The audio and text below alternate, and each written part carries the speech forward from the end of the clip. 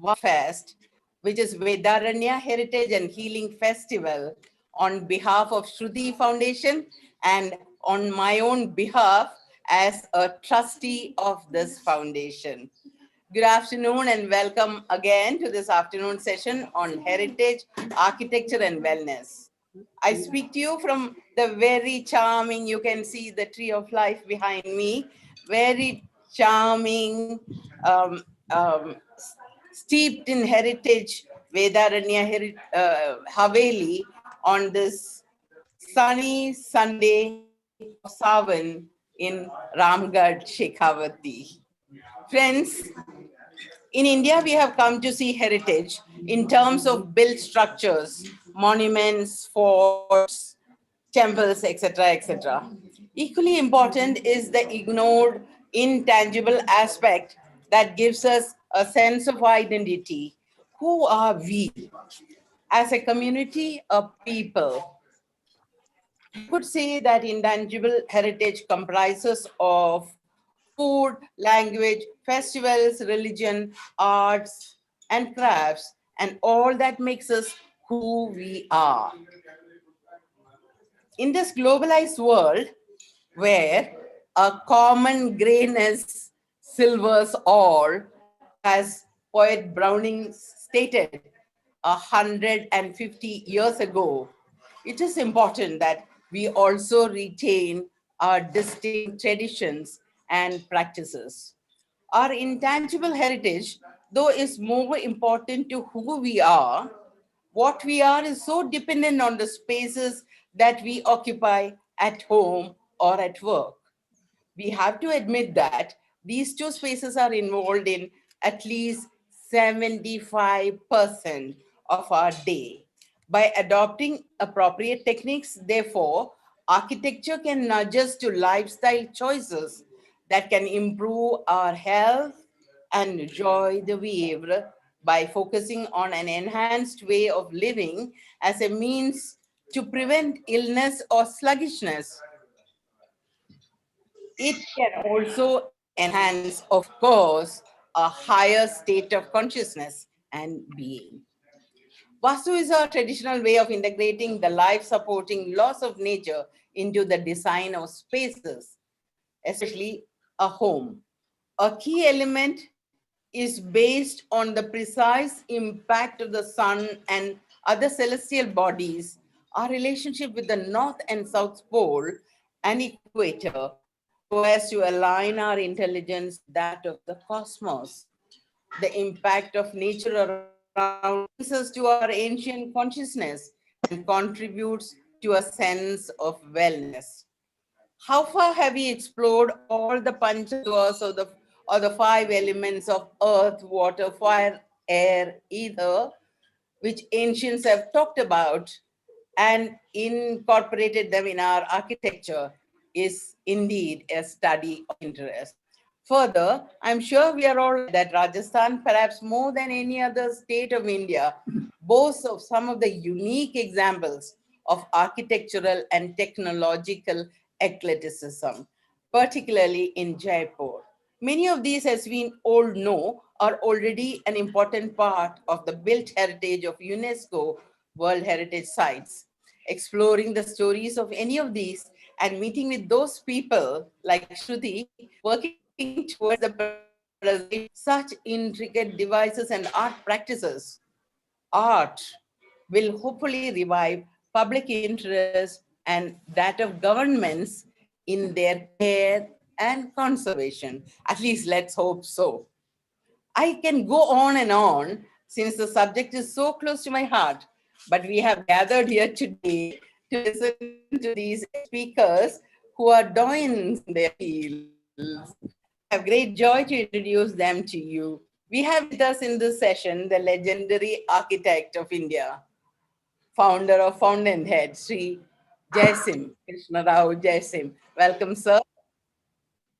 An illustrious contemporary of Jaisim, K.T. Ravindran, urban designer who is chairman of the Architectural Heritage Advisory Committee of INTAC, is a trustee of the Indian Heritage Cities Network Foundation, and he is going to talk about that, I'm told. and Gayatri Shetty of Gayatri and Namit Associates, wedded to nature, heritage, and architected to nature, heritage, and sustainability. Welcome to you, Thank you. Jasim, Katie, and Gayatri, all my very good friends for decades now. Since this is a hybrid session with audiences live here in Ramgarh, Shekhawati, and many wide audiences also globally online, we will begin with the presentations, followed by a question and answer in the end, if you all agree. Um, Actually, I would like to invite Mr. Kitty Ravindran to make the presentation. Though he is very well known in India and abroad, let me briefly give an introduction to you for those who have not come across his awesome personality and reputation. Sri K.T. Ravindran is an urban designer who is, focus on Kitty, Correct. chairman of the Architectural Heritage Advisory Committee of INTAC, is a trustee of the Indian Heritage Cities Network Foundation, trustee of the Madhavan Nair Foundation, and was member of the advisory board for the United Nations Capital Master Plan, New York.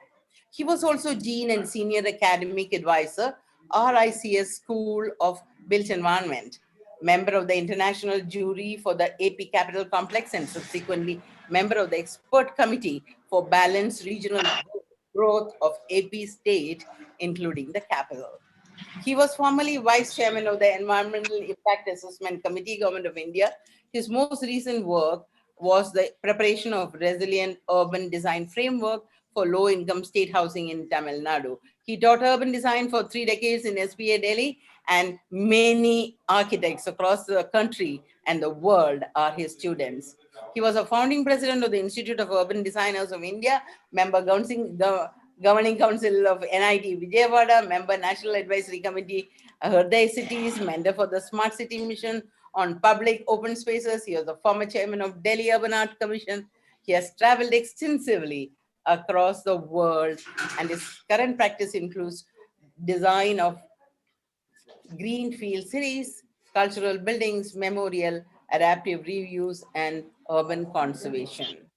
His works and research are published in journals and books internationally. Of late, he is curating 3 very, very well publicized um, uh, um, uh, sessions for Aga Khan. Uh, this was on, I think, Nizamuddin in Delhi. And the one, I think it is tomorrow, most probably, Katie, about Matanjeri and Kochi. On the 16th. On the 16th, yes. Yeah. So he is always in the news, always doing things, always doing new things. Over to Sri K.T. Ravindran now for his presentation. Thank you, Jija. Thank you for that rather long introduction. I know that I'm the culprit who wrote that long one. So I take the blame, but it's going to be somewhat longer than I think the time that I have been allotted. How much time do I have, Jija? How much time do I have to speak? 15 minutes, 20 minutes, whatever. Okay, all right. We have Ajita Andagare has dropped out because of a bereavement in the sudden bereavement in the family. So we have a little more time. Yeah. All right. Yes, over to you.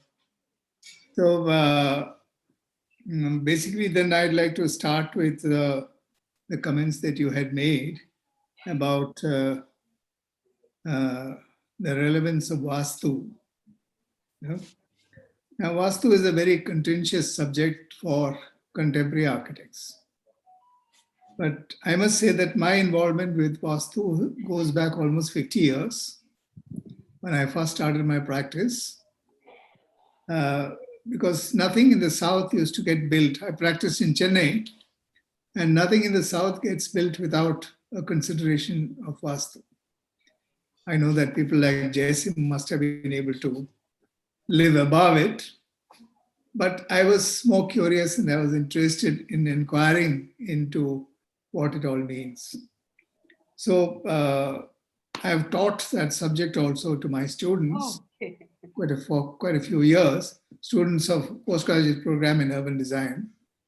I've been talking them about the traditional typologies of cities and how they were conceptualized, etc., etc.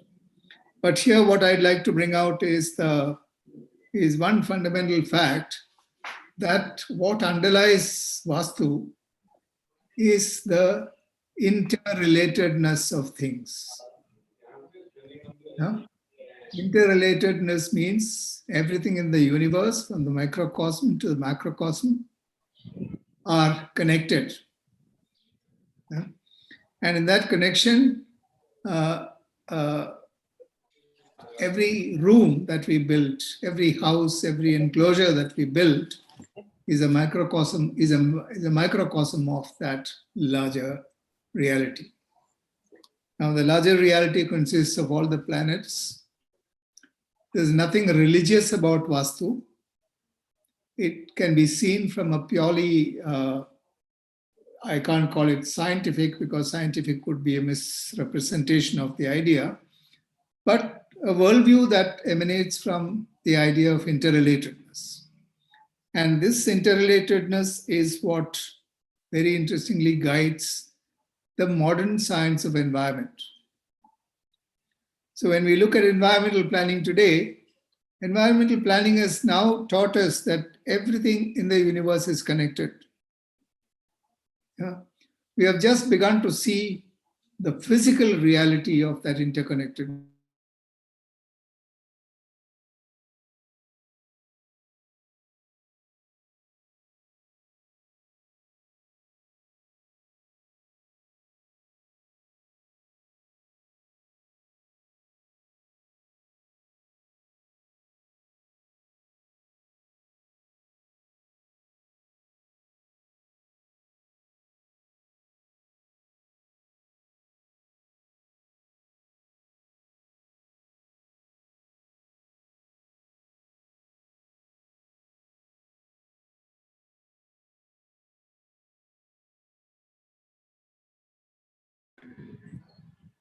I think, Mr. K.T. Ravindran, you're frozen.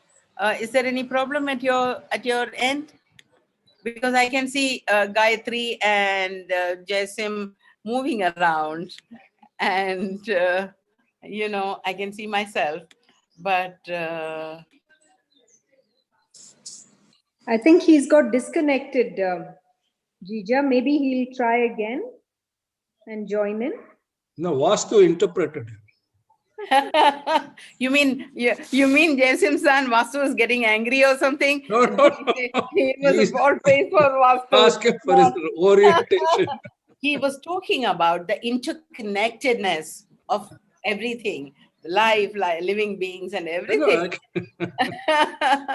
So I really do not know how the internet got slightly angry or offended. So in the meantime, why don't you just respond to that Vastu thing? Let's just have a small discussion. I'm very clear about these aspects. It's not that I'm against the Vastu, but I'm against Vastu as a religion. It is not correct. Vastu as a philosophy, fine. Vastu is following the principles of different places and orientations of fine. The five senses, the five elements, and the universe is fine. You can't have Vastu. In Tamil Nadu, it was all Dakshinamurti. All the doors used to face south. Andhra got into this because it's the middle of the country. And you can't use what you're doing in the north in the south. So that is what I'm saying.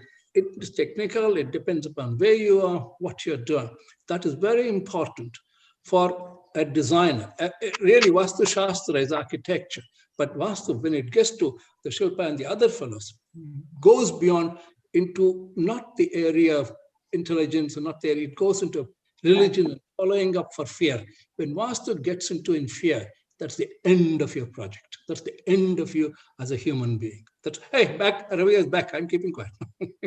Go ahead. Yes, Ravin, yes. Sorry, In your absence, we were trying to my explore mind, the interconnectedness and the response of the internet, perhaps. We were just trying to figure out what it is. And thank you so much, Jasim San, for stepping in and explaining the distinction between Vastu and Vastu Shastra and following Vastu. Yes. I don't know whether you got, you heard him, Mr. Ravindran. I just heard the tip of it. Okay. And, So we can continue now. I share a lot of what he said. I also agree that if something is bred on fear, that's not creative. That's just reactive. Creativity is unbridled, not tied by fear of loss or anything. It's when you are free and you're pushing the boundaries and you're going beyond known categories. So I fully agree that I only heard the last bit of what he said. But I must say that I am agnostic about the whole issue. I am not a Vastu expert.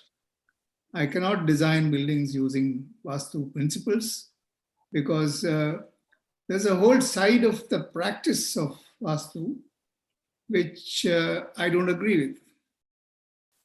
I don't agree how the ritualized practices has developed along it. I don't agree with it. Yeah. Or it's difficult for me to digest it. But when I see a client who is very keen to do that, I know that his well-being actually depends on his own state of mind and his belief systems. So I need to respect that as an architect. I'm not building for myself. I'm building for him. I'm building for this world, not just for one person, you can say.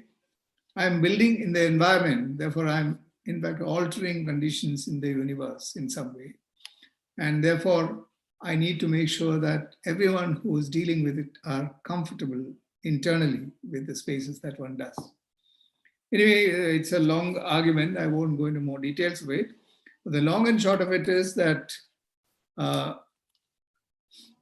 if we believe in this interrelatedness of things, there is a famous poem which says that you cannot pluck a flower without troubling a star. That's how the poet had actually defined this idea of interrelatedness. That's the traditional, I can't say Indian, but Eastern worldview is that everything is interconnected and that we are not an entirely different entity which is ruling over the universe, but we are part of that pulse of the universe. And that's what Vastu tries to define through mathematical formulae. But when it comes to application of the formulae, it's written in rituals. That's where my disagreement with it starts. Yeah? Long argument, so I will cut short that now there. Now, extending that same worldview, I believe that we are an extensions of we are our internal consciousness, our culture, our internal selves are extensions of our outside world. Yeah, the two are completely interconnected. It's a continuum between the outside and the inside. And it's our consciousness which actually defines that gray zone or the threshold from where the outside becomes the inside. And this is how we are related to the what you can call the ecosystem outside. It's not just physical ecosystem. It's the human ecosystem. It's the social ecosystem. It's the energy fields that we are part of. We are connected to that integrally. So when you alter our insides, our exterior also gets altered. Similarly, when you change the exterior, our insides, our internal environment also gets altered. And it is that internal environment that we call culture. Now, one can actually see this expression of this culture changing from one place to the other, because the internal rhythms of those biomes are different from one another. The same, you take any kind of expression of culture, whether it's the language, it's music, it's art, it's performing arts, it's architecture, it's the way we design cities, the urban design of our cities, it's the kind of furniture we create, and it's also depends on how we bring these elements together to create our physical environment. All that is part of that expression of that rhythm. And if we accept this as a basic principle, we will see that there is no distinction between your internal state of mind and the external state of the larger ecosystem. So where does wellness lie in this? Wellness in this lies in the harmonious relationship between the external and the internal. It depends on how comfortable we are with ourselves, is what makes the world around us more comfortable. I mean, if you use the old Vedic term, you can say Tattvamasi, means that. You are that. You are a restless person who has not come to terms with yourself. The world will appear to be not in terms with itself to you. It's purely the state of mind that we are in that determines the good and the bad that we see outside. This is something which I very deeply believe in. And I know that the fundamental factor that changes the external environment is the change inside my internal environment. That is the training of the architect. The training of the architect is to become vulnerable to the external environment and therefore be mindful about that vulnerability. And it's our ability to remain at peace with ourselves, which will result in a peaceful building. You enter in, I can speak for myself. When I enter into my own buildings, I experience a sense of flow, which I don't foresee when I'm on the drawing board. Well, I use dimensions to define the size and shape of rooms and openings and so on, but these dimensions are not the only component of the final experience. Final experience is a combination of the balance that you bring about within your internal and the external environment. Is that balance is what I seek as an architect. Okay? And it's the same expression of this internal rhythm is what we call crafts. All music systems, every product that we produce, the sense of color that you find the fundamental distinction between the perception of color in a hot, humid climate like Kerala or in a hot, arid climate like Rajasthan. You find a fundamental change in the sensibilities, and these sensibilities are related to the biome of that place. It's the same aesthetic experience, heightened aesthetic experience that one enjoys when you see a fabulously worked piece of fabric from Rajasthan, and when you look at the single golden line dhoti of the Malayali. They are both extreme expressions of aesthetic excellence, and they emanate from the rhythm of each place.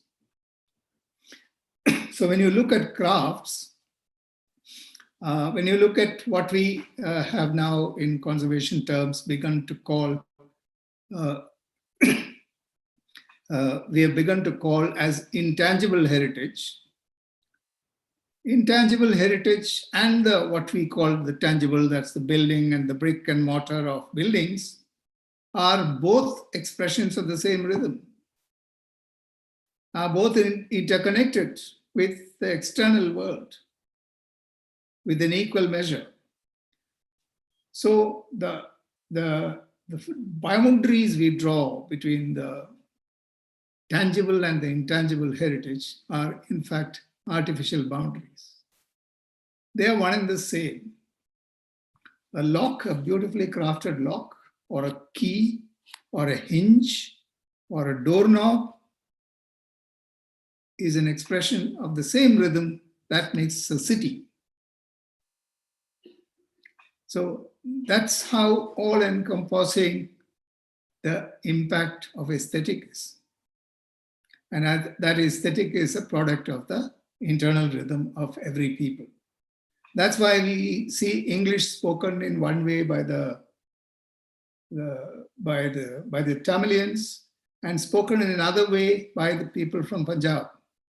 It's the same language, the same grammar, but they speak because the music in the language is different. Where does that music come from? That music comes from that internal rhythm. That's what changes, the qualities that is inherent in what we call intangible and the tangible things. Now, having said all this, I'm sorry I went into a kind of a side, but having said all this, I'd like to also briefly go to a discussion on the I'd like to briefly go on to the discussion on the subject which Jija had actually requested me to speak on. I'm sorry, my presentation is okay. Okay, it's open. Can you see my screen? Yes, we can see your screen. Yeah, okay, all right. So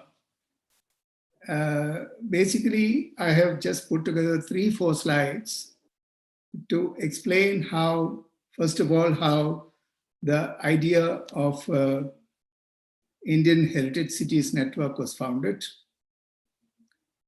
And secondly, about how urban design impacts or the impact of built environment on the values which are inherent in our old cities. How do we extract this rhythm in all these objects? So there are many, many devices, which is what we learn as subjects in theory and practice in our courses. And that's what makes one a professional. And that doesn't mean that no one else has a right to enter that domain. It's not a monopoly of anyone. I think to be able to delight in the environment is everyone's right. And I'm sure that every person is capable of that delight. So I'll talk about how what we call our past or tradition is actually also our present. The distinction that we draw between something which we consider dead and something which is moving and energized, as we call our present, are exactly the same things. And how the consciousness of the here and the now is what helps us see our past as collective learnings of humanity. And it's from that perspective, I'll talk to you about founding of IHCN, which is, I've defined it as mining the value in our old cities. IHCN was basically founded, sorry, you have to go to the next page. All right, you're able to find the page, you can see the screen. Yeah, so IHCN was basically founded in about 11 years ago, 12 years ago almost, on 27th of March in 2009. And it was founded as an extension of the UNESCO program. And it's driven by membership, that is many local bodies become members of IHCN. And our idea is to work with the cities with living heritage. You know, it's very different from, say, for instance, not very different, but it is different from, it's distinguished from the work of institutions like INTAC, with which I am connected for like almost 35 years now. I'm connected with INTAC from its inception. And I'm still actively involved with the activities of INTAC. And I'm involved actively with the activities of IHCN. I'm also involved actively with the activities of UNESCO. So basically it was a takeoff from the UNESCO idea and to induct members from municipalities to be able to work with living cities. It's not about disjuncted material objects. It's about connected living cities. So that's the fundamental difference between most other conservation organizations and the IHCN, because we work with people, we work with living crafts, and we work with the relationships of the physical environment with those living crafts and the people. So the emphasis is a little different from looking at material conservation to looking at conservation of the living heritage. So it has been advising a number of states, state governments, and been taking up projects related to tourism and heritage and so on extensively across the country. And do we have Subir in the audience? Is Subir in the audience? Just put it. No, Katie, unfortunately, he is just now driving and he does not have he sent a message regretting, saying that he doesn't have connectivity. He is in the villages of Madhya Pradesh right now. Right. Okay, no problem. I was thinking that I'll request Subir to highlight a few of the issues, because Subir Hari Singh is actually the vice chairman of IHCN. I'm a trustee, and he is the vice chairman of the trustees. And it would have been nice if he was around, though he could have given a few insights into more specific insight into what happens in IHCN. So its objectives were to highlight the Indian city as a living cultural resource. You know, there's a larger understanding of the heritage of our cities, which drives this fundamental idea. That is, if you look at what were the cities of India before we were industrialized and colonized. If you look at the pre-industrial Indian cities, you will find that they were actually the spring of what we now call the Indian culture. Whether it's the finest of music, the philosophies, the governance systems, whether it's art, theater, craft, whether it is textiles, or whether it is gems and jewelry, they all were concentrated, or they were all places, things which were generated in the Indian city. And these cities were like different types. They were classified in the traditional planning system, but fundamentally they are multifunctional cities, in many cases driven by the presence of a large temple, mosque, or a religious heritage.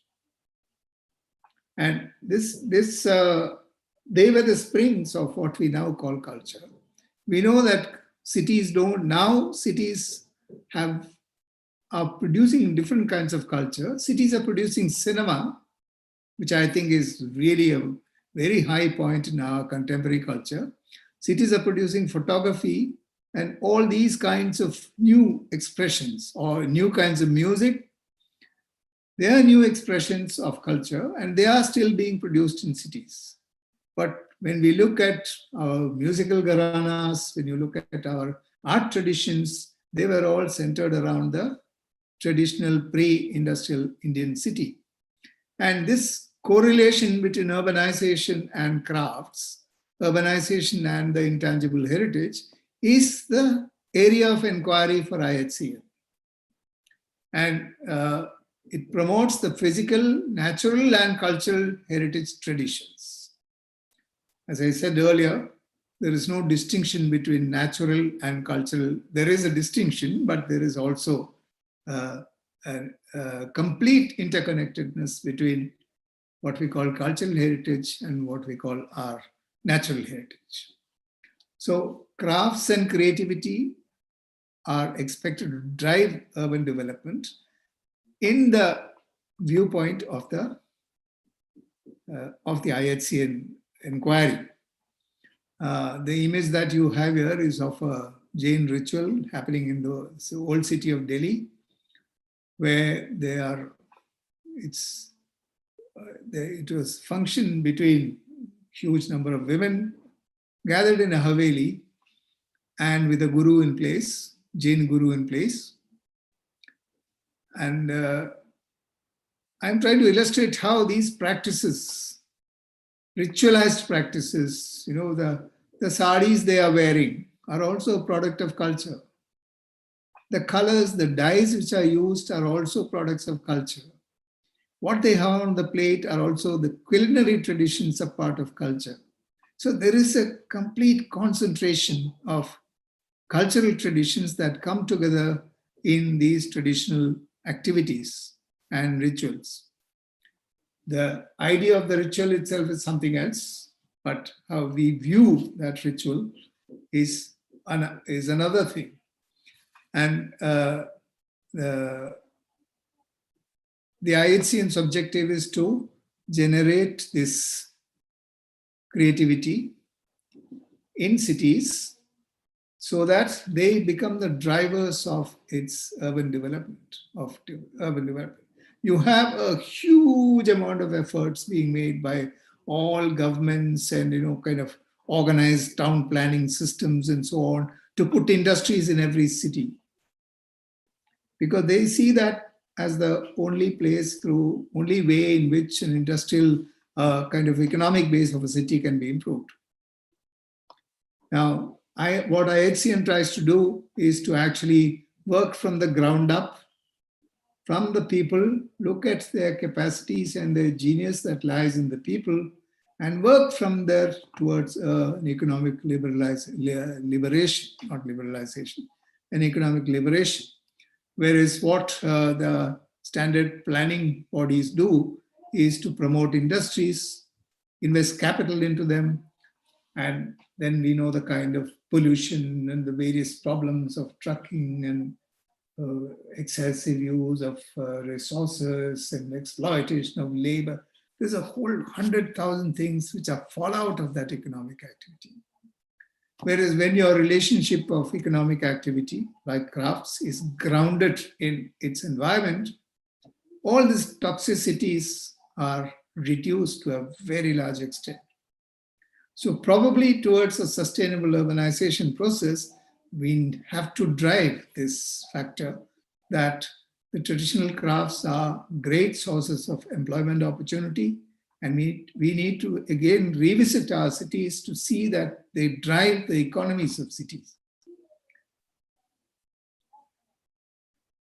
Now I'll come to my last section, which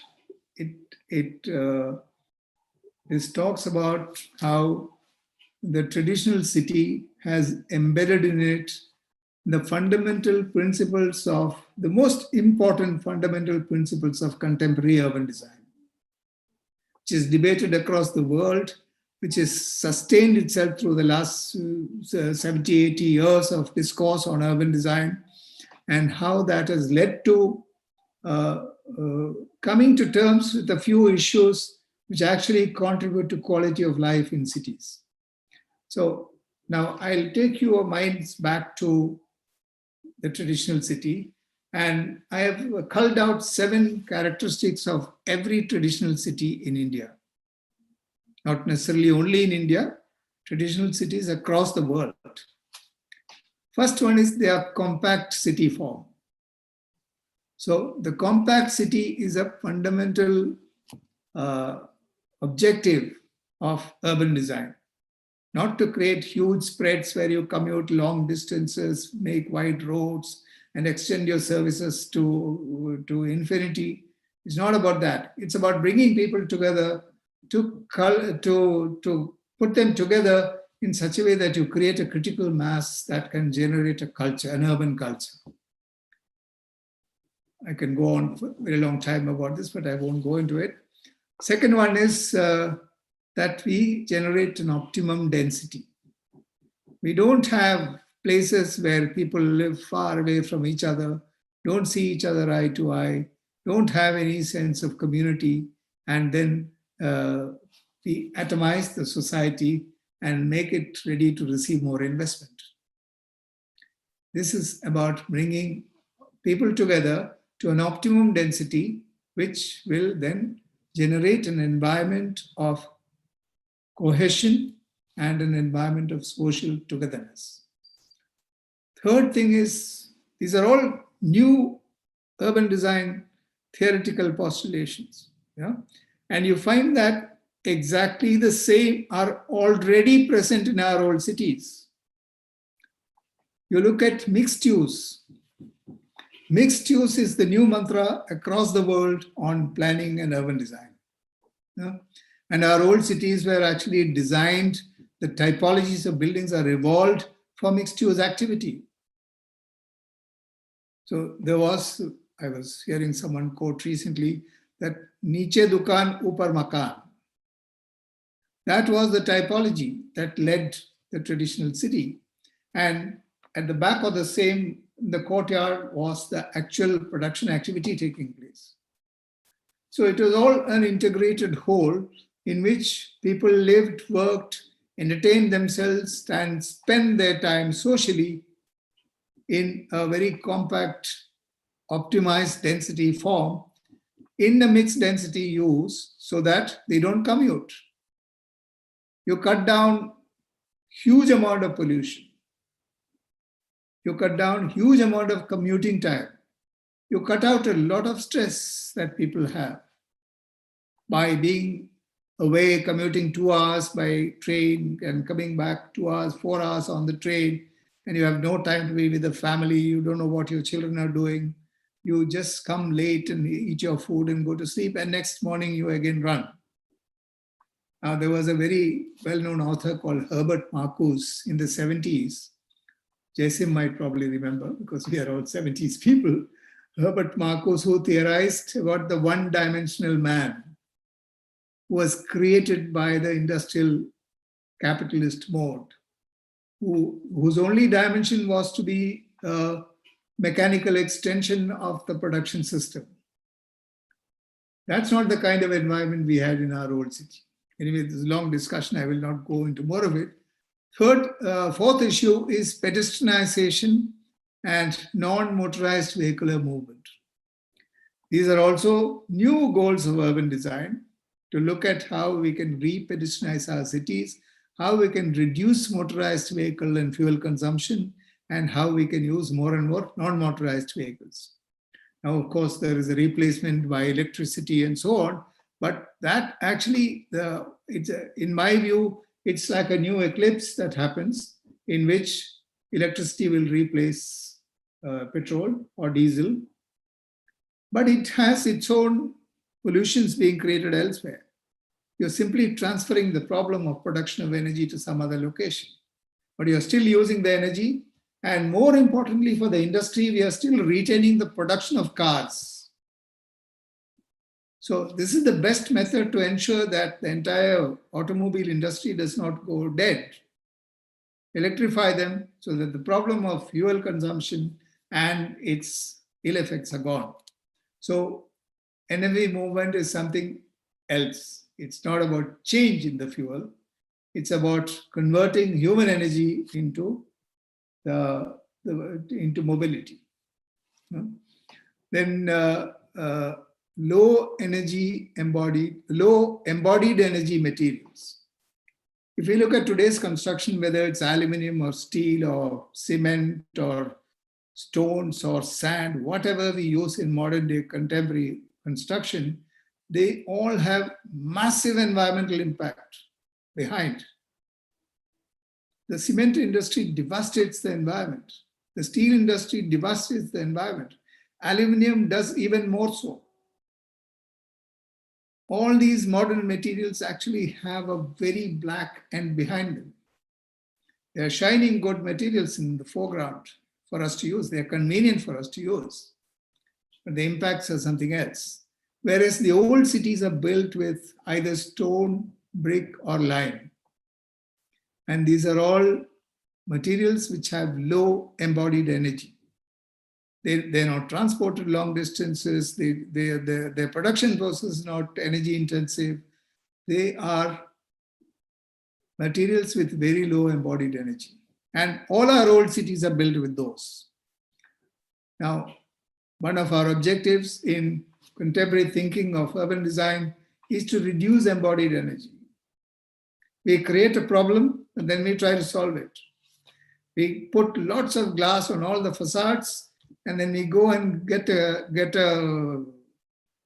green rating from America by using more equipments to remove the ill effects of that glass. So if you are smart enough to allay the problems related to the material, then you get a green award. This is a fraudulent cycle that we are getting into. Whereas the traditional city is already giving us the example of streets of very low energy consumption materials. Sixth one is the streets as social spaces.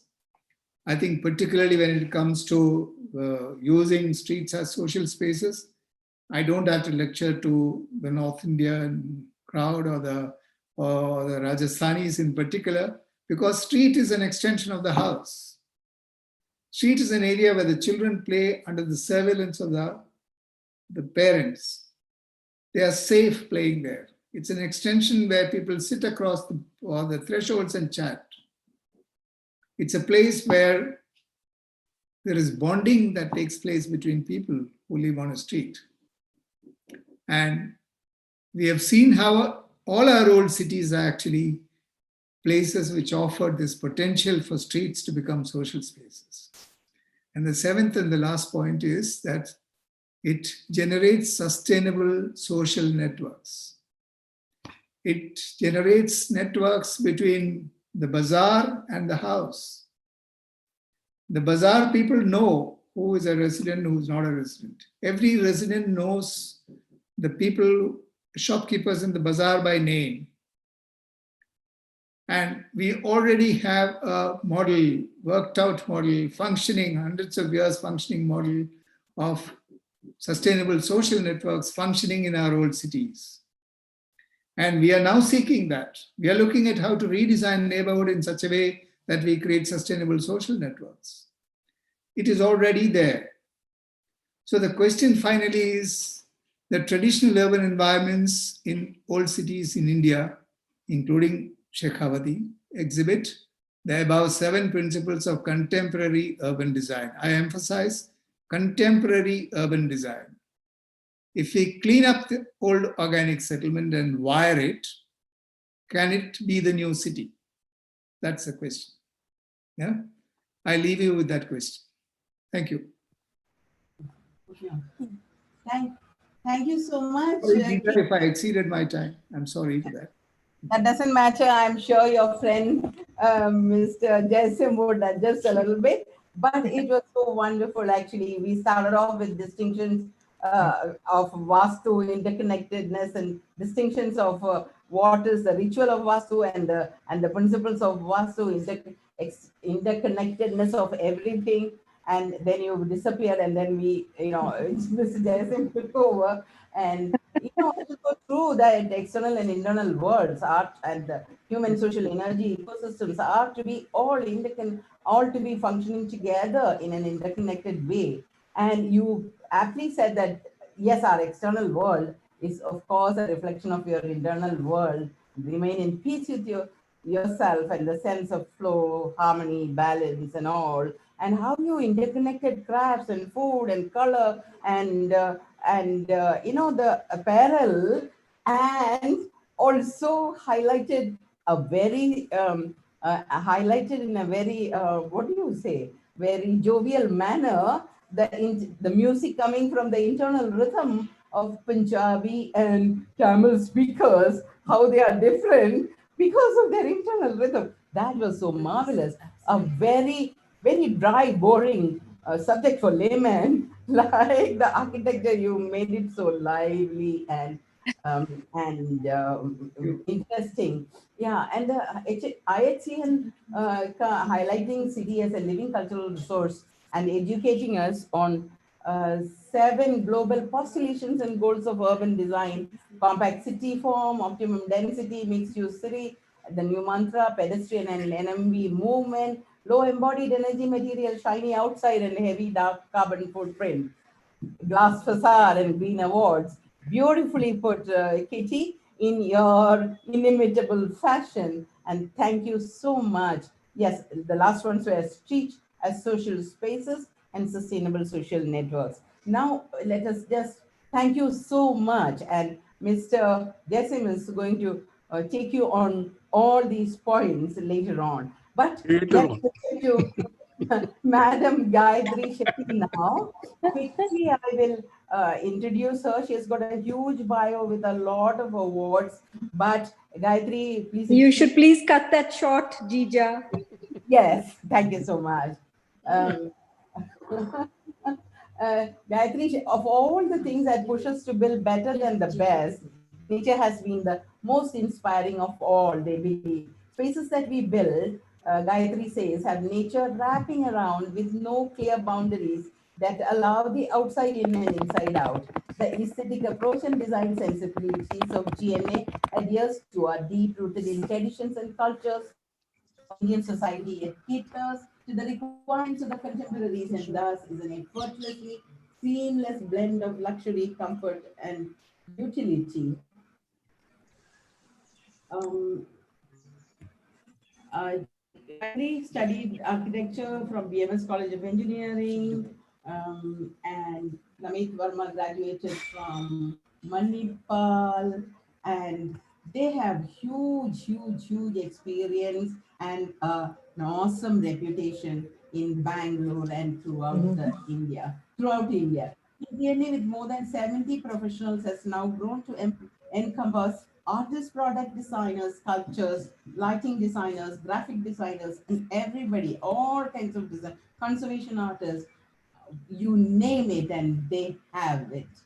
Uh, in addition, Gayatri Shetty has rendered support to Triple IG Bangalore Regional Chapter as chairperson and is presently member of the National Executive Committee. List of awards are innumerable. Let me just not go into that at all. Over to Gayatri Shetty. Yes, Gayatri. I think you have to remove Katie's. He has to stop sharing. Yeah. Uh, Hello. stop. Hi, everyone. That was wonderful, Katie. It was great to see, you talking about cities with concepts that are really dear to all of us. I want to dive a little deeper directly into architecture, of course, so that, we can get closer to architecture and well-being.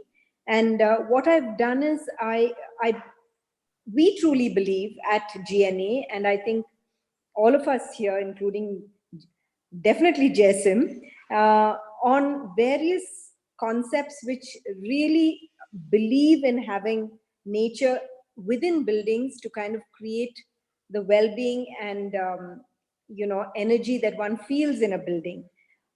There is no doubt that nature gives us this feel. There is no doubt that we know that nature gives this feeling to us, as against us believing that, as architects, we bring this in a heightened way.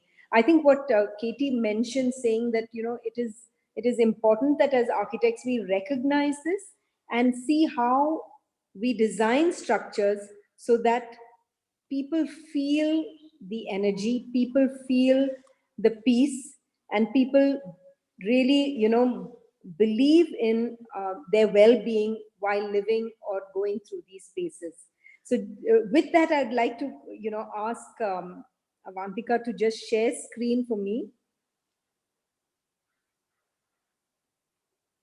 just put in a few slides together just to talk about architecture and well-being. Yeah, next. So just wanted to talk about designing spaces through, with different kinds of, I don't want to read this out, y'all can see it, but the idea of relaxation of senses is an important thing.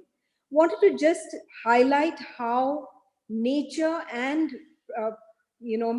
projects or historical places from across the world really, show a very high sense or, a high sense of architecture and design in various projects.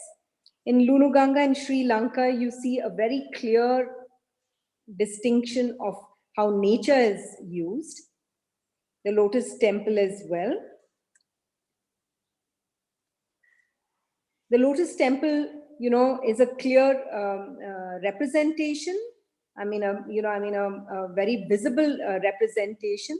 But the subtle spaces that are there, which bring in the light, which bring in ventilation into these areas, are things that one looks for the wellness of humanity in those spaces. Next.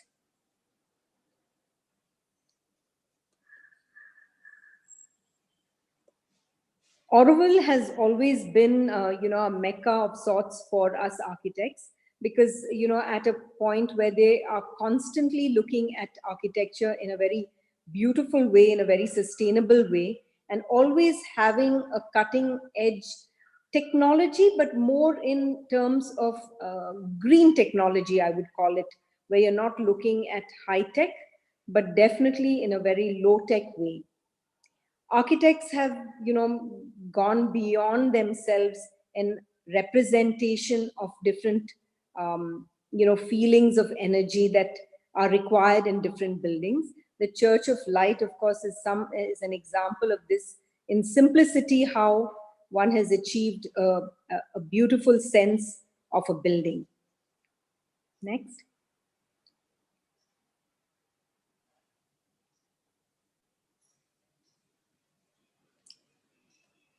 The example of falling water done by F.L. Wright, Frank Lloyd Wright, is to date still considered as a marvel and as an example of what typical architecture should mean, working with nature.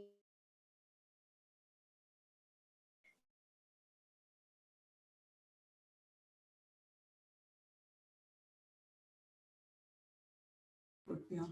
Gayatri, I think some Highly with the way Yeah. it's the way it's placed. Just want to say that these are a few projects that we have tried doing. This is Gorukana Resort, which which has a lot of the Soliga tribes, in Karnataka. And what we tried doing there is to work with with the tribals to set up the structures. And structures, the materials were done with material that was very easily found, stone and thatch and wood and jungle wood actually, and of course mud plaster and lime plaster, so that there is an availability of local material that can be used, rather than it being from kilometers away from across the state. The picture on the left is something that is really dear to us. Can you just go back one, please? Where, on the left, because this was was the site as we saw it. So you had this pool of water with, the trees as we approached the site. And we were happy to say, or we are happy to say, that when we left the site with the project complete, we still maintained this view, because the buildings were within the shade of the trees, so worked well in terms of shading. And at the same time, you didn't want to spoil this view as you entered that property. Yeah, next.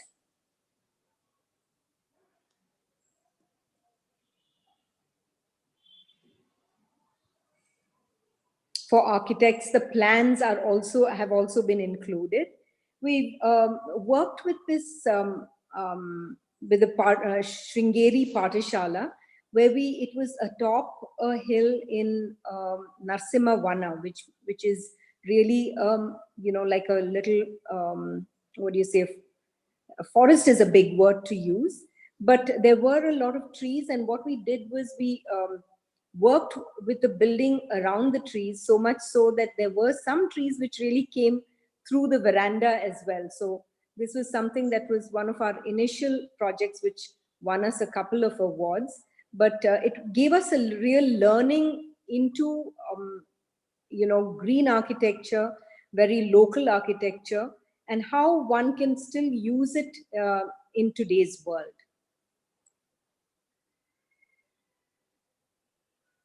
Next.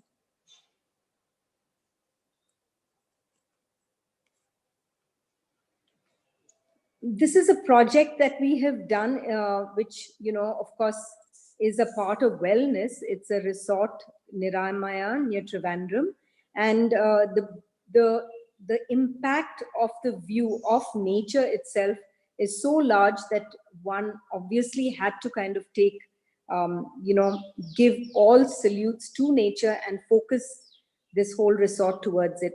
So as you can see, there's, the swimming pool, which, faces the ocean. There is a spa, and the whole point of it was to go back to traditional architecture and try and see how one can use some of those elements and those styles to really get people to calm down and to kind of, keep themselves at a calm state while they were there. At GNE, in our office in Bangalore, what we've tried to do is to, again, look at the principles of veranda living, where we have, the ground floor, which is totally open. Luckily, we are at a cul-de-sac where, we do not have roads that, go adjacent to our building. So we do not have the noise that normal roads in Bangalore do have. But being in an open veranda space really gives a sense of peace, gives a sense of energy as well. We work with natural materials, so we have, saw cut wood for our reception, and in different areas, benches that we've used stone and wood, and just the quality of natural materials and the sense of water and wood and air gives us a heightened sense of energy for us to really work in this space. MG Road Boulevard, Rangoli is another space. Katie, while you were talking about social spaces in streets, was an attempt to kind of bring that into Bangalore. MG Road was such a social street for us while we grew up. And what we wanted to do was not to just bring it back the way it was, but to create a little more than what was there.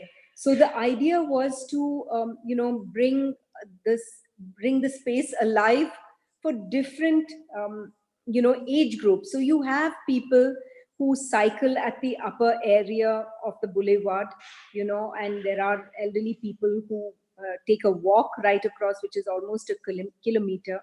Whereas the lower space is more dynamic, and there are, a lot of things that happen over there. Children are playing, like you can see, we've done this huge snakes and ladders, which really intrigue children all around.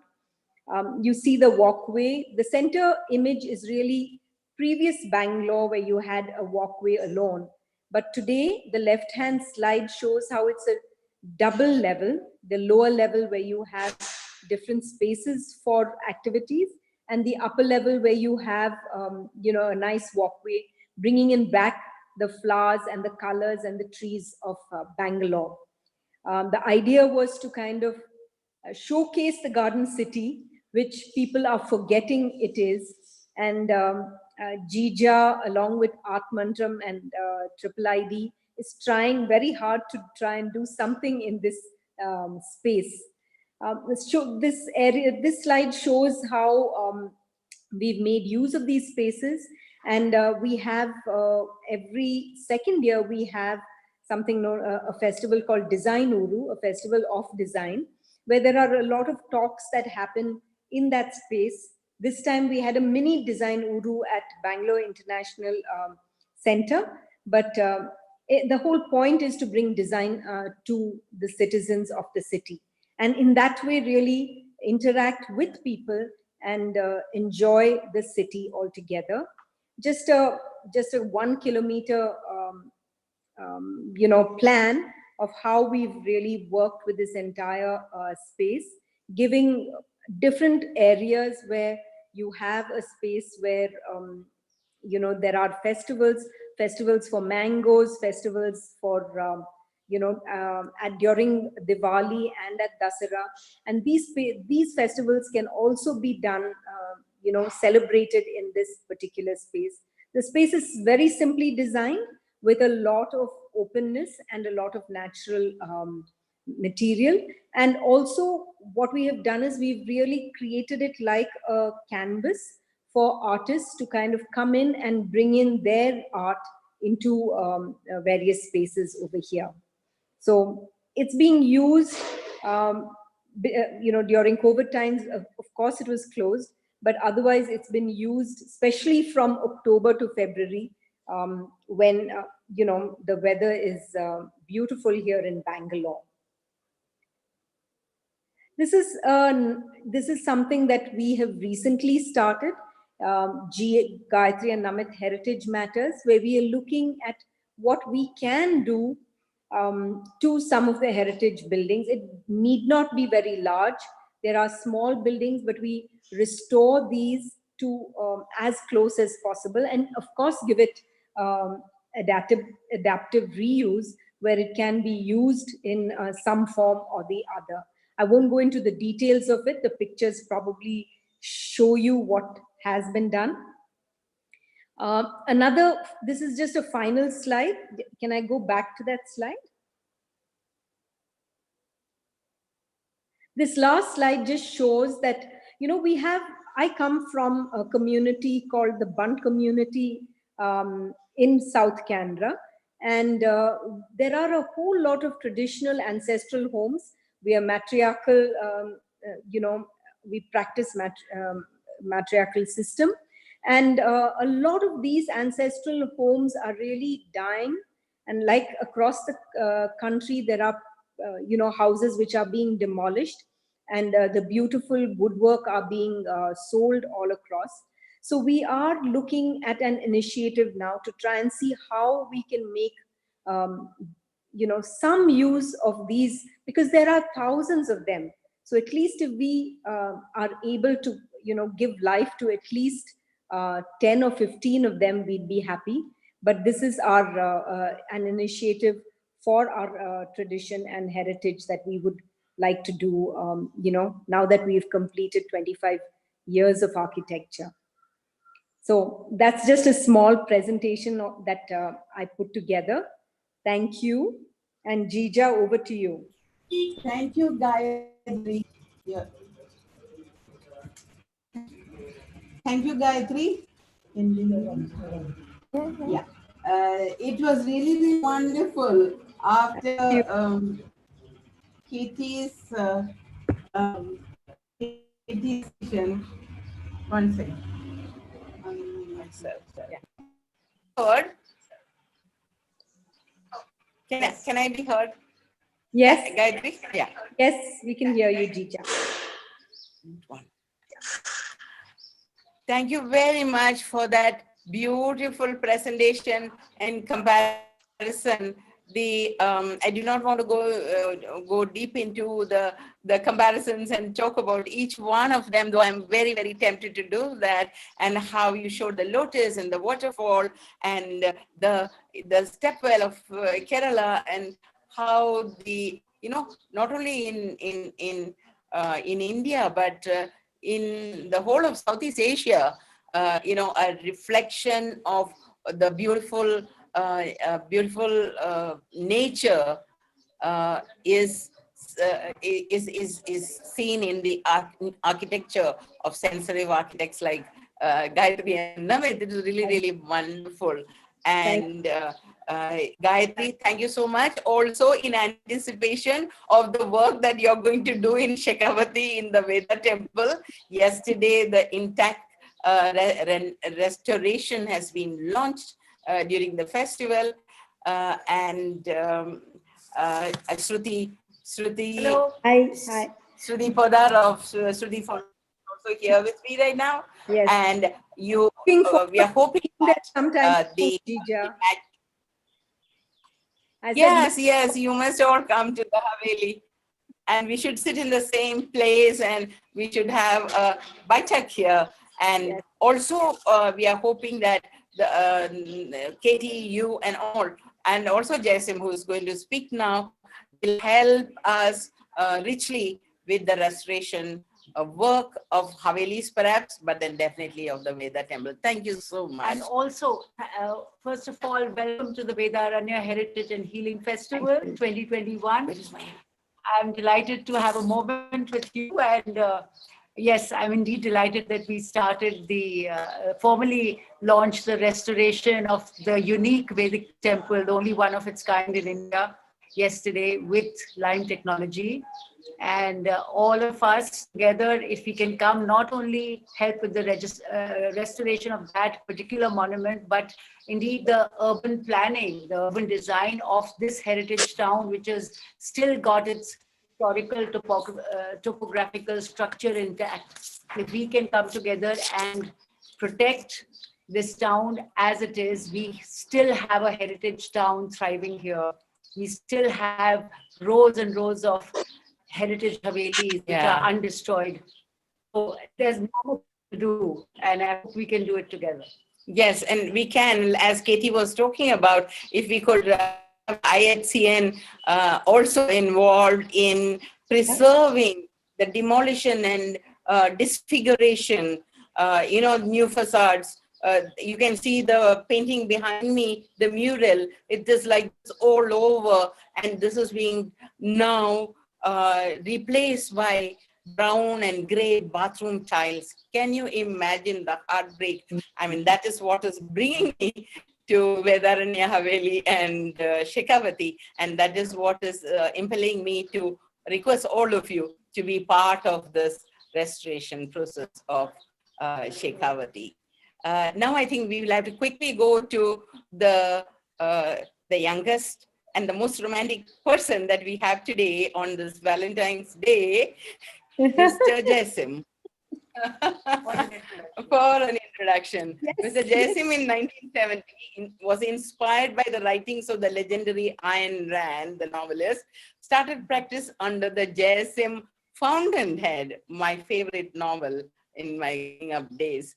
He grew, the practice grew from 1970 to 75, winning national competition for the Cochin Cedia President's nomination for the Small Industries Pavilion, prestigious Taj Fisherman's Co, and whatnot.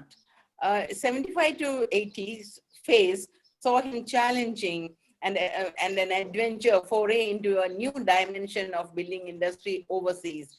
In Muscat, he made a mark and did a lot of work there. And he returned to India in 1980 for our good luck and took up homes of his ancestors, Bangalore, and a successful 4 decades of practice shaping the built environment and the unbuilt realm.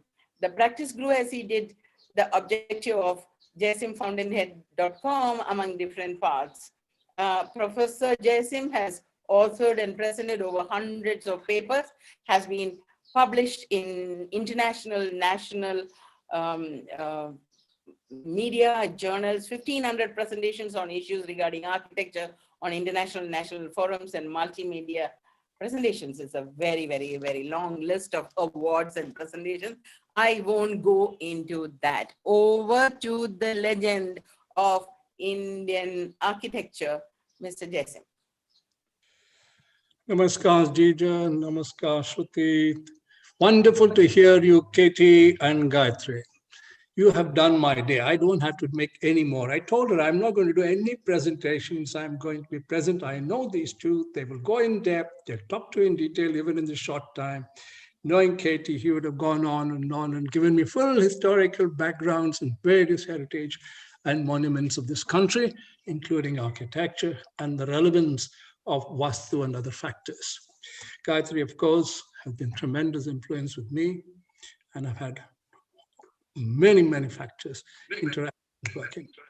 And Jija and you on the LNC Trust and your great Vedaranya Trust is immeasurable. Now, I'm going to only touch a few things. There is a grandfather clock behind me, just 200 years old, but refuses to spring and walk. There is an yesterday sandalwood elephant sitting there. By accident, I looked around, I said, Buddha hanging behind me, that hanging behind me, the tower hanging behind me. They were all given by many people on my fascinating roof, which Katie loves, sitting on my head. I live in a space which all of you talk, wellness, wellness, wellness. We are supposed Suvida is a wellness center. We have built the most minimalistic spaces for humans to live. We have built this space with lake, water, power, everything, and minimum of transportation, minimum of communication, minimum of things. It was in Atlantis. When you said what to talk about, Geeta, my wife, was instrumental for getting this on, looked at me and smiled and said, I put the washing machine. I said, the washing machine may talk better, may make more sense, it'll wash us all well. Now I suddenly heard sounds outside saying, sir, we are going to have Valentine's songs. Are we disturbing? I said, start singing. Let's have the Valentine's Day. Right behind me, they're going to start now. Very shortly, we'll hear music. That's part of your ears. The other factor that I would like to bring to you is the fact that these two motivated and you asked me to talk. What is convenience? What is wellness? Trying to live alone, trying to live and work together is not a human sense of spirituality. Human sense of spirituality is communication and being able to gather knowledge, able to learn, and then from the learning, resort to a factor of expression. It happens very often, especially I look at architecture. I look at the architecture of the past, the present, and the future. The great thing about Indian architecture, which people look at the heritage values and look at back at 4,000, 5,000, 6,000, 10,000 years back, it is the living of the past as showed in the present to extend to the future. Sometimes I have a conflict. Should the past exist at all? Should the past influence us at all? Because for the same, only reason I keep saying is you find many of these buildings, like he was marking about glass facades, and somebody was taking, they were courtyard houses. What is urbanization?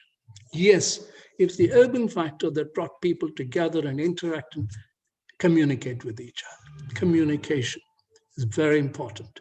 But then, unless you withdraw from that communication, sit and think over it and start writing or start thinking, the spirituality doesn't come out. What spoils all this or what kills all this as an injection is religion. Anything done on a religious factor is a factor of fear. You get scared, you get moved, where you run into somebody and fall at his feet or something and say, save me. That factor must go.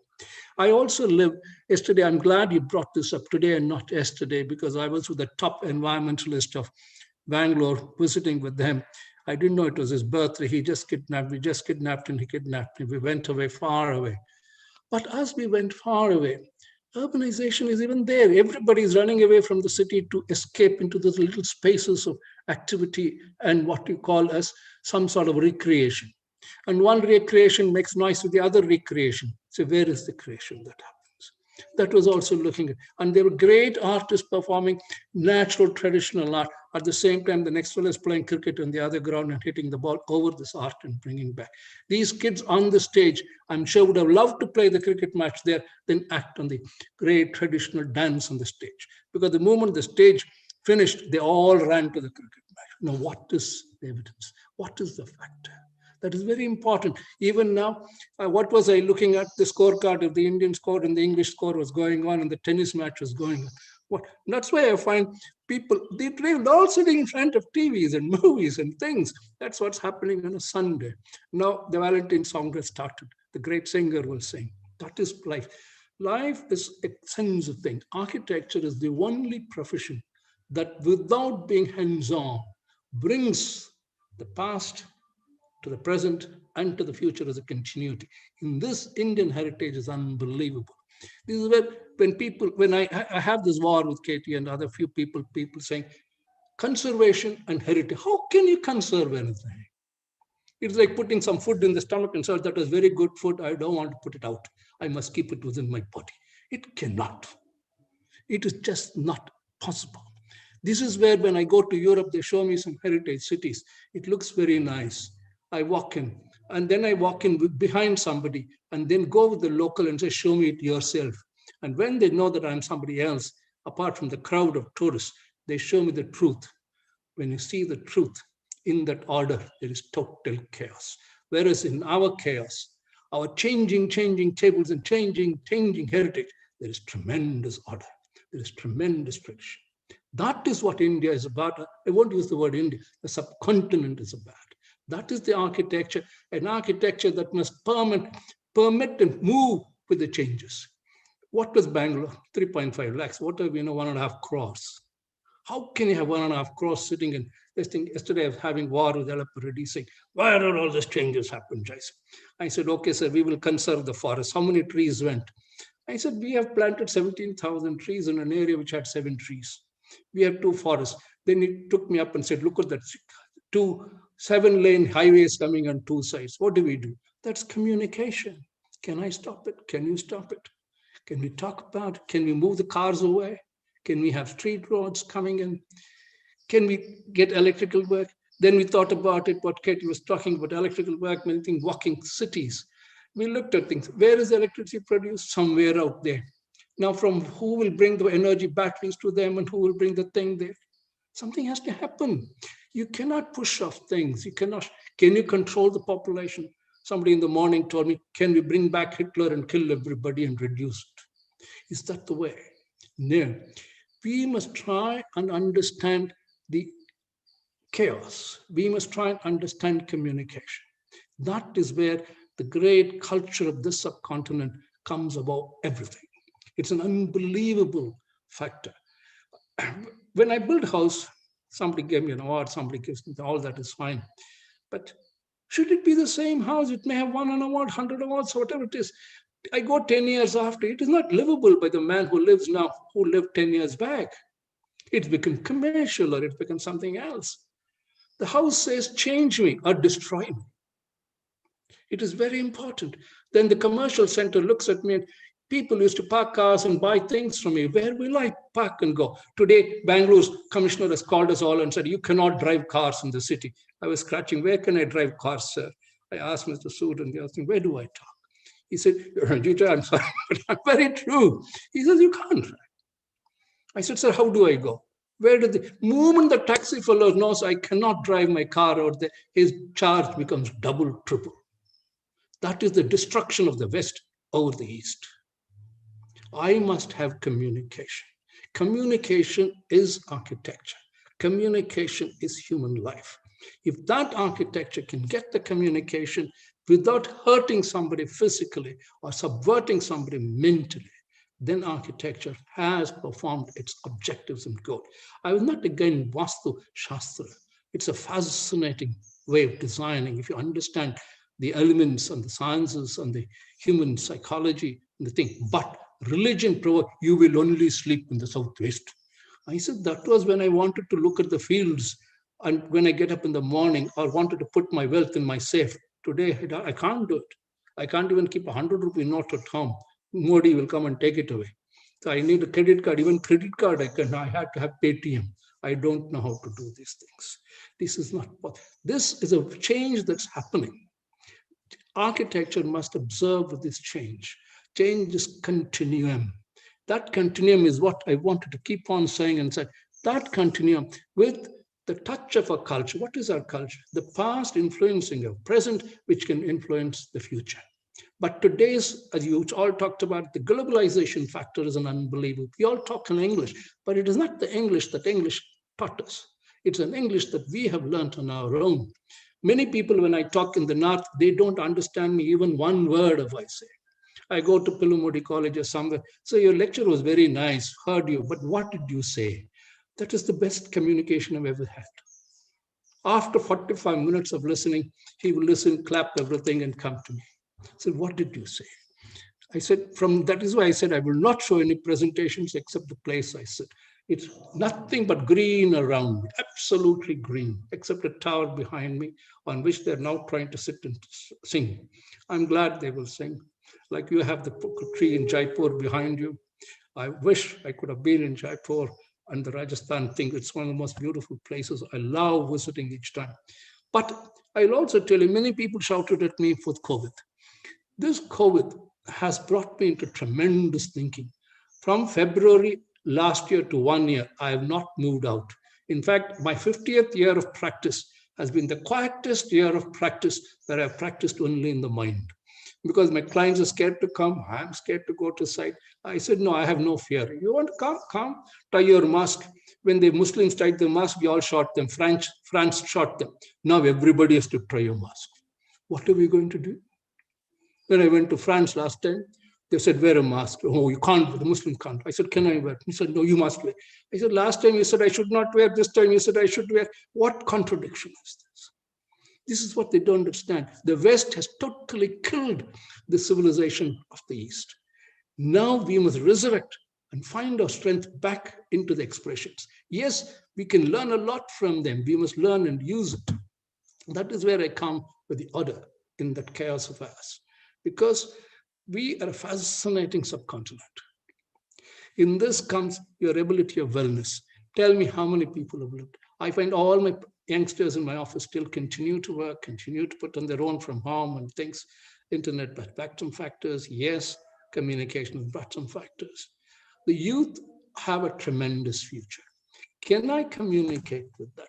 Can your heritage help in understanding that heritage is a continuum, not something to be preserved and put under a box? That is where I want. Look at the temples of India, the mantapas in the beginning. It looks chaotic from the outside because that is where the 8th and the 9th round happens.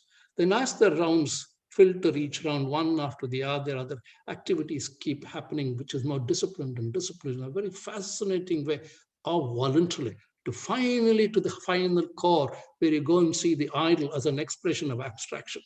The real idols are all abstractions. It's just the place. You just move around and go away. I'm not talking about Tirupati and all. They are just, to me, it's an expression of idiocy of the finest order. It's fear that takes people out there. It's go to the older temples where it is really about. From the 13th line to the 12th, 11th, 10th, 9th, 8th, 7th, 6th, 5th, 4th, and then the final inner space. Then you come out of it again and go back into communication. Can that old principle of thinking in the modern way express in our design of cities? Yes, we have forests to look at. We have Tur forests, but they are threatening. We have vertical expansions that has to happen. I'm not questioning it. In this silence of 30 acres, we are only 15% occupancy. But then what happens very often? In this little place where we hardly about 60, 70 people live, or 100 people at the maximum, communication lacks. There is some sort of a non-interaction that happens. In this idyllic Atlantis, if that can happen, why is it that happening? Because they're all at age. The children must run. We stop them. The river is there. You can't get into the lake. There are disciplines that are forced in you. Can we overcome these factors in what we call as, again, an interactive process? That interaction that can happen, if it can happen, which used to happen in a very interesting way in the older villages of India. That is why I've thought nowadays I don't do much practice with the urban cities or even the second level cities. I go there, have fun and say, you want to paint the wall blue, paint it blue, no, tomorrow green, day after tomorrow yellow, build a wall. Who sees those buildings? Who ventures into them? Whereas you go to the 4th and 5th level cities, which the center is looking at saying, what are they trying to say? Smart cities. How can cities be smart? They can be convenient, they can be enjoyed, and say technically smart, you will be security will be put on. I don't want security. I don't want to live in fear. I want cities and villages of convenience, villages that can interact with me. This is where, in the beginning of civilization, of thinking process, I agree with the KT and UPA that urbanization is a factor of human communication and knowledge and eternity. What happens if few people come together? Those who know each other. Then the few people become smaller groups and live together again in a bigger community. Then goes the bigger factor, which goes to the big market space, or the bigger factor, which could be the cricket stadium, or it could be anything else. It moves from smaller, all the smaller together, and then the bigger. These are the three factors that we should, what are we doing? In this beautiful village of summer, which have survived, we build a 200-foot highway that cuts through them and goes. Is it right? And then we put underpasses for them to communicate, cutting the east from the west to the north from the south. Is it right? Just because you want to reach from town A to town B within 1 hour, what happens to all the little spaces in between? Are they dead? Can we not do something more? Can we not, those who want to go from A to B in 1 hour, he can fly or use a helicopter and go. Whereas these people can move. I love the old ways of moving the small roads and things, which I agree with him. I may not be able to cycle, but there is what is called as the wellness factor between two factors. The drive itself is a wellness factor. It should be communicate with whatever you're driving with and move around. So what happens? Your journey becomes a fascinating, memorable journey. It becomes very cultural. It becomes a learning experience. Every tree, everything talks back to you. You stop under a shade, you have a picnic, you move around. No, all that is going. Can this be brought back? Can this be brought back in a larger scale of activity? I will not go into much other factors because it is not just time, because nature is what I am looking at. But human being is the highest form of nature. He is the only being who can think and act reactively or cognitively in his own way of expression. Whereas every other being in nature acts within its certified, clear disciplines. The tree grows if the soil is good. But what I like about the tree, the seed grows into a tree, it grows into a branch, it grows into flowers, it puts a seed. But the tree does not eat the seed. That is the culture of the seed tree I want to learn. The bird again goes somewhere, takes the seed, drops it somewhere else. And from there, the plant grows somewhere else. It also creates. Can we humans interact with such parts of nature and create an environment? I call it environment. In fact, people ask me, no, I said, I think I'm an ecologist and an Indian habitation or way of looking at habitations. How to make people settle in factors which can interact. Yes, whenever people settle together, a new culture forms. A culture will form because that's the culture and expression of that human activity. Which cultures then interact with other cultures and create larger and broader informations of broader communications and broader, what you call spiritual factors that happen. These are very important in this factor. LMC has done a lot of work towards this. Your Vedaranya has done a lot of work, can do a lot of work towards this. You are doing it in Rajasthan. It is, to me, one of the most fascinating adventure spaces in the deserts. Why do you want to make the desert green?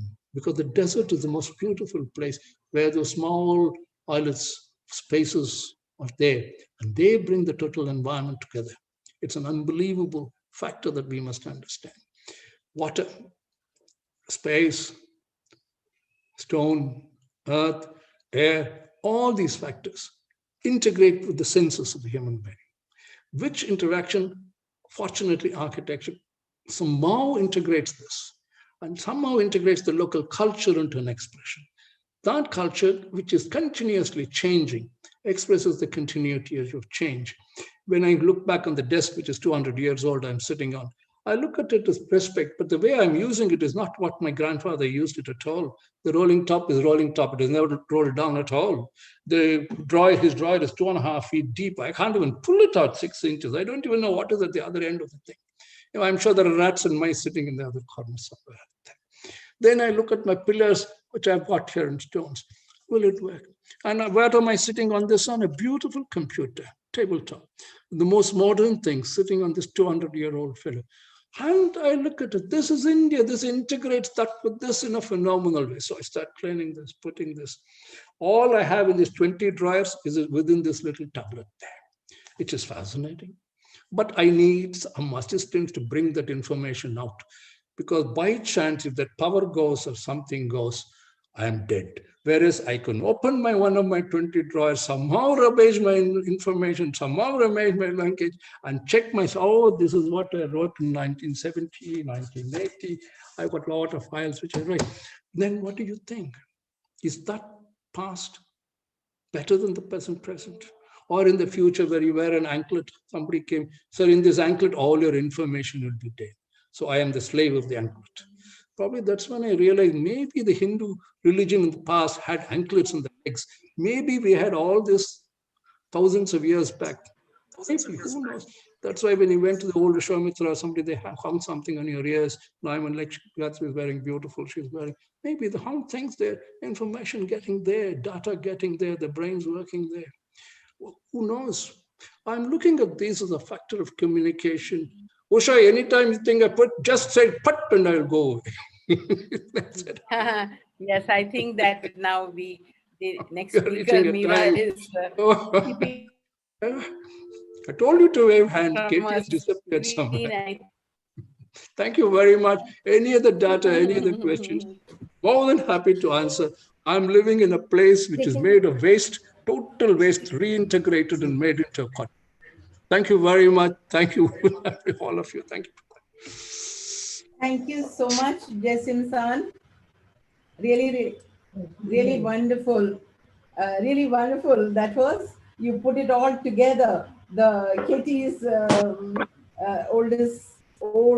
about IHCN and bringing in the past and how the modern design, what are the postulations, and Gayatri's, bringing nature and marrying nature and architecture. And now you have introduced a more important, more deep topic, another perspective, that only architecture brings the past to the present and the future, and that art is all about communication.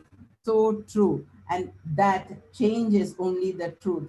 These are some of the things we vaguely knew, and you somehow brought it all together and weaved in the culture and the processes, everything so beautifully. And yes, we also agree that religion and fear and all should not come in. The gist, the cream, the creme of the principles should be adopted in our life, in our architecture. And what you said, we must resurrect the culture of the East. It's fascinating. Subcontinent should be understood, and this interactive process be revived, where wellness factor is the prime, and it should be the prime in our lives. And architecture should speaks this language, and change should be an evolving thing, and bringing back the ethos, the gist, the what do you say, the spirit of our past. If that can be done, I'm sure there's a movement towards that, and your words have been very, very inspiring, sir. Thank you very much. I'd like to thank all our panelists. Very, very fascinating. I'm sure all audiences have found it like that, and we will be editing these, and would be editing out glitches and breaks, and we will be putting out in the YouTube also for all to see. Thank you very much. Oh, Mr. thank Jason. you. You have done a fantastic job. I'm going to put it all to my students. Chicha. And lovely seeing you, Jasim and Katie. Really wonderful. And welcome from my side, Meera, really wonderful to see you there, and over to Shruti now for your panel discussion. Your present. Thank you very much. Thank you all. Thank you, Simpson. So thank you for enriching not only all of us here at Ramgarh Shekhar during the Vedaranya Heritage and Healing Festival. We've all been enriched by this sea of knowledge, this vastness of innovation that you have presented in a nutshell, your depth of being in what you have done. We are truly grateful for this small but intense sharing. Looking forward to having all of you here as soon as you can get out of wherever you are. And we're looking forward in the next few days to taking your thoughts to the entire world, streaming it live again and again on YouTube. So in the days to come, a lot more people will be enriched with this amazing discussion that's happened today. So thank you once again. With full Namaskar. Namaskar. Thank Thank you very much. Thank you so much. Thank you. Bring me fantastic memories. Yes, yes, indeed. Looking forward to seeing all of you. Thank you.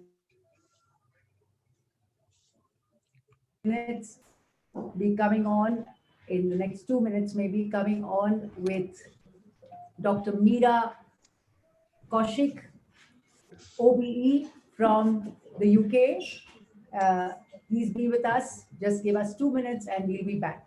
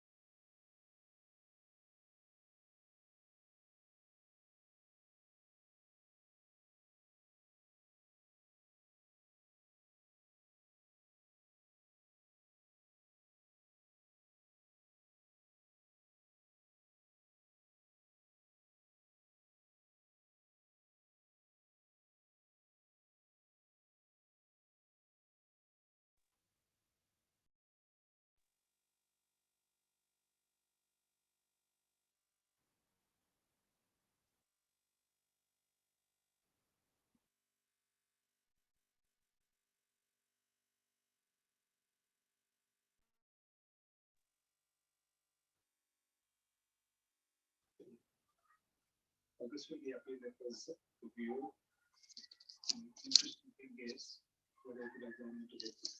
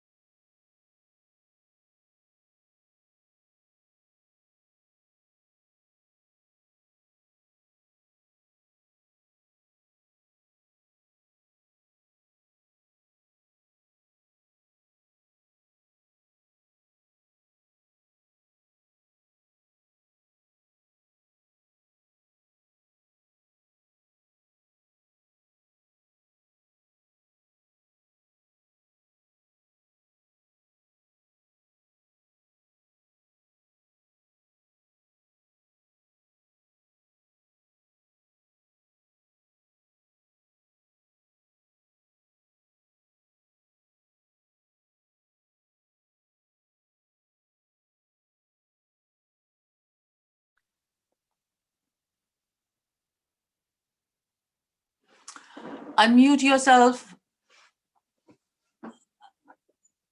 Shruti, please unmute yourself.